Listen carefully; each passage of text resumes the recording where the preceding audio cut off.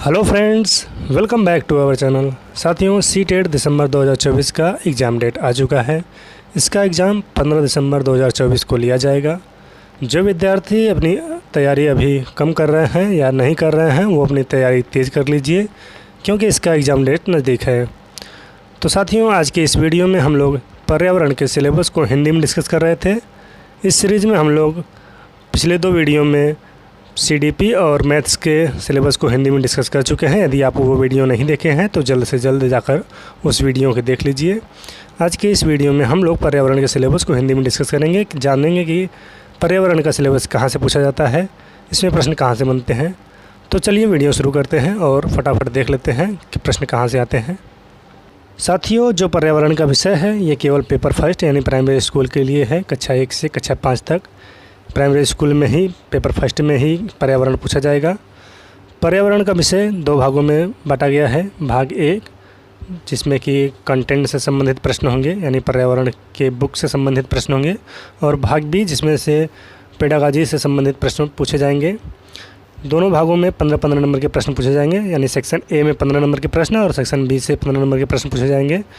भाग ए जो कि कंटेंट से संबंधित है, यानी कक्षा 3 से कक्षा 5 तक जो एनसीईआरटी में बुक चलता है उससे संबंधित प्रश्न होंगे, और भाग बी पेडागॉजिकल इशू जो है उससे संबंधित प्रश्न होगा। तो आइए भाग ए देख लेते हैं कहाँ कहाँ से प्रश्न बनते हैं। तो पहला सेक्शन है ए, इसमें से परिवार और दोस्त से रिश्ते, कार्य और खेल, जंतु और पौधे, इससे संबंधित प्रश्न होंगे। फिर दूसरा टॉपिक है आपका भोजन, इससे संबंधित प्रश्न होगा, यानी विभिन्न राज्यों में, हमारे देश के विभिन्न प्रदेशों में कैसे भोजन बनता है, क्या क्या भोजन होता है, उससे संबंधित प्रश्न होगा।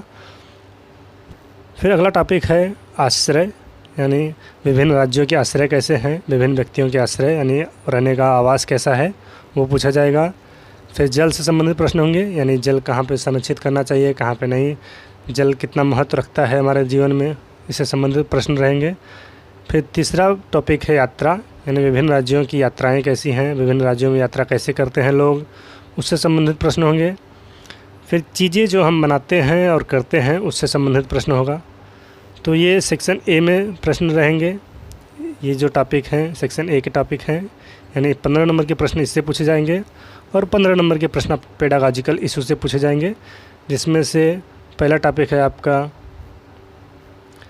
ईवीएस की अवधारणा और इसका क्षेत्र, यानी पर्यावरण की अवधारणा क्या है, पर्यावरण से आप क्या समझते हैं, और इसका क्षेत्र कहाँ कहाँ है, इससे प्रश्न होगा। फिर दूसरा टॉपिक है आपका ईवीएस का महत्व, यानी पर्यावरण का क्या महत्व है। एकीकृत पर्यावरण क्या होता है, यानी पर्यावरण को किस किस विषय के साथ पढ़ाया जा सकता है, इससे संबंधित प्रश्न होगा।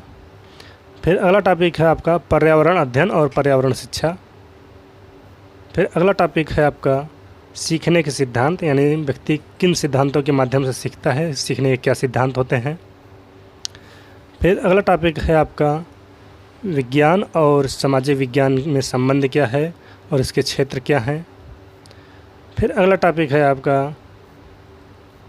प्रस्तुत अवधारणाओं के दृष्टिकोण क्या हैं। उसी प्रकार आगे है गतिविधियाँ, यानी बच्चे क्या क्या गतिविधि करते हैं उनको पढ़ना है। फिर प्रयोगात्मक और व्यवहारिक कार्य क्या है। फिर चर्चाएं कैसी होती हैं, बच्चे अपनी बनती चर्चा कैसे करते हैं, इनको देखना है।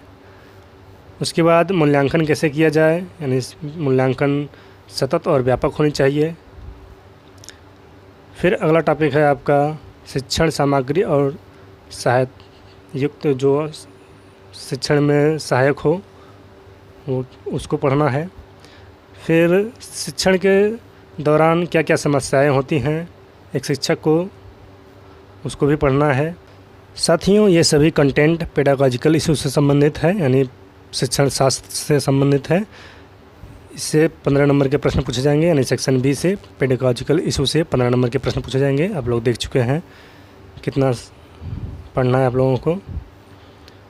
तो साथियों, वीडियो कैसा लगा? यदि वीडियो पसंद आया है तो वीडियो को लाइक कीजिए, शेयर कीजिए, कमेंट कीजिए। जो कमी रह गई हो अपना फीडबैक ज़रूर दीजिए।